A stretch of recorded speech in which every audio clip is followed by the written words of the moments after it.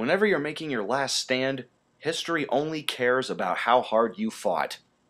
So confused, I climb back on top of you,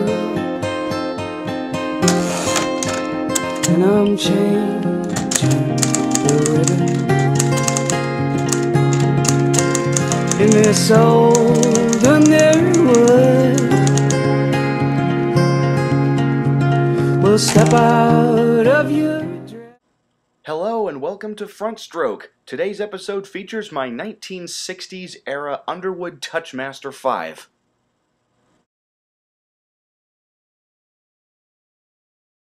Ah, Underwood, how we love you so. The same company that gave us the front stroke typing mechanism and modern cloth ribbons as we know them today.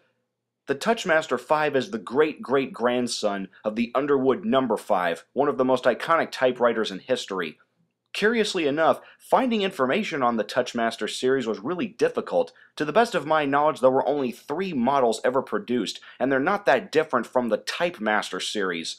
But hey, the Touchmaster 5 may be obscure, but it did have Hollywood on its side for a brief moment. It played a starring role in the 2001 film Finding Forrester with Sean Connery, the story of a reclusive writer and an inner-city urban youth. Go ahead. What are you doing? I'm writing, like you'll be, when you start punching those keys.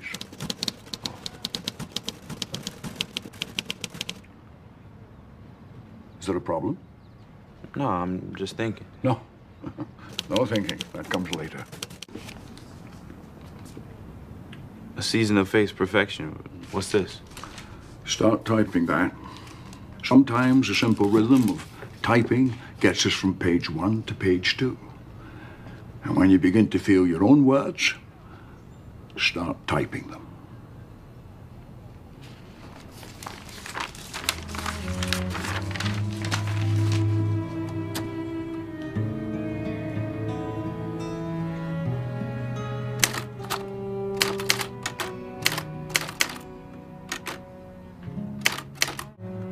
Punch the keys! Yeah, it ain't James Bond, but it's got its moments. You're the man now, dog.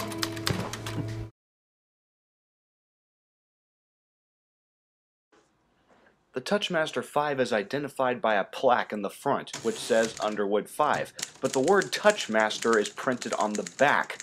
It came in 2 colors, blue and gray. The machine's features were common for every other standard typewriter of its class, so it really didn't offer anything new. There's a tabulator above the keyboard, the key tension is on the left, the ribbon color switch is on the right. The front plate can be removed for easy access to the type basket. The ribbon spools are protected by individual covers that slide over the machine on rails instead of detaching into separate pieces.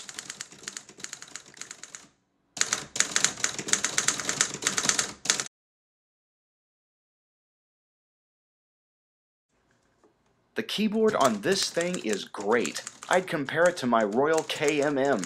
The action is light, crisp, and snappy. Great for anyone who likes to peck the keys. Unfortunately, it doesn't sound quite as nice as the earlier Underwood models. The Touchmaster 5 is a big, heavy clunker of a machine, with a noisy typing action and a noisy carriage that has a heavy return spring. The whole thing is built like a tank, and it kinda sounds like one too.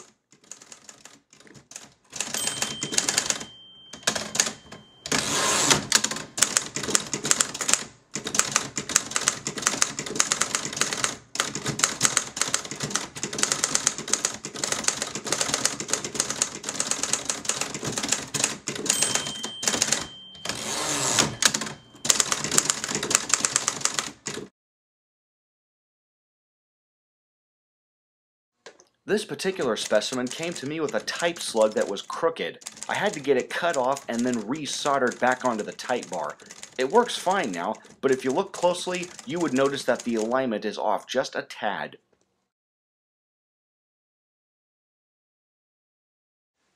The Touchmaster 5 isn't the worst typewriter I've ever bought, but I don't think you could really call it the best either.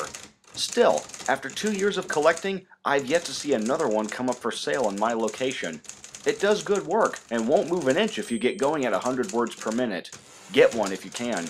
I plan to use mine more in the future, now that I've got a desk that can support its weight. As always, thoroughly inspect each machine, and never buy online unless the seller can promise safe shipping. Thanks for watching, and we'll see you next time. And remember, punch the keys.